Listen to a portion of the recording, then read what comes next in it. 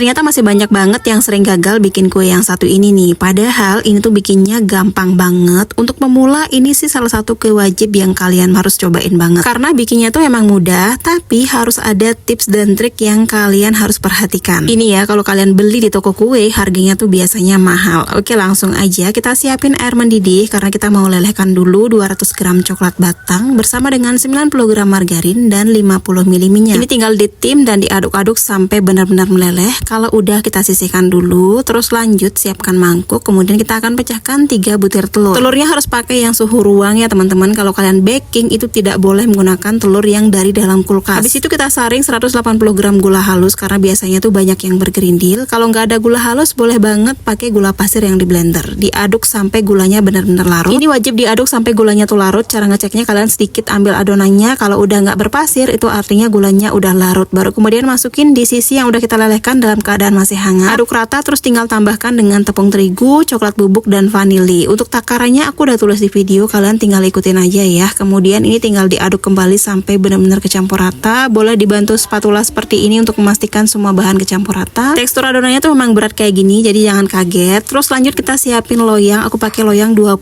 cm. Ini dialasi dengan kertas roti, terus agak lewat kayak gitu ya kertas rotinya. Ini wajib banget sampai lewat kayak gini. Kemudian bagian pinggir yang nggak ada keras rotinya dioles sedikit dengan margarin. Adonannya tinggal dituang aja ke dalam loyang semuanya. Kemudian di atasnya tuh tinggal dikasih topping sesuai selera. Kalau di sini aku pakai choco chips. Nah, ini tinggal dimasukin ke dalam oven. Sebelum dipakai wajib ovennya dipanaskan terlebih dahulu selama 10 menit. Terus masukkan adonannya. Kemudian ini di oven di suhu 170 derajat selama kurang lebih 35 sampai 40 menit. Nah, kalau udah mateng hasilnya kayak gini teman-teman. Nah, ini dia nih alasannya kenapa si kertas rotinya tuh harus dilewatkan ke loyangnya seperti ini supaya nanti ngangkat browniesnya tuh gampang ya teman-teman. Tinggal diangkat aja bagian sisi dari kertas rotinya dan ini shiny kerasnya tuh nggak bakalan rusak. Soalnya kalau dia itu terlalu lempel di bawah, nanti shiny kerasnya tuh bakalan rusak karena susah banget buat ngeluarin dari dalam loyang. Nah, kalau udah tinggal dipotong aja browniesnya sesuai selera. Kalau di sini aku bagi jadi 16 bagian gitu. Udah deh, ini browniesnya tuh tinggal dinikmati. Ini browniesnya tuh enak banget, tipikal yang nyoklat tapi dalamnya tuh masih